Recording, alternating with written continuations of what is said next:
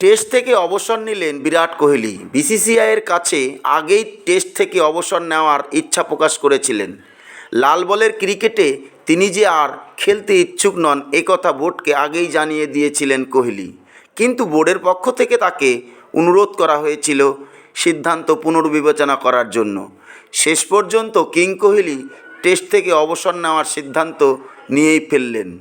14 বছরের কেরিয়ারে ইতি টানলেন তিনি 123টি টেস্টে 9,230 রান করেছেন।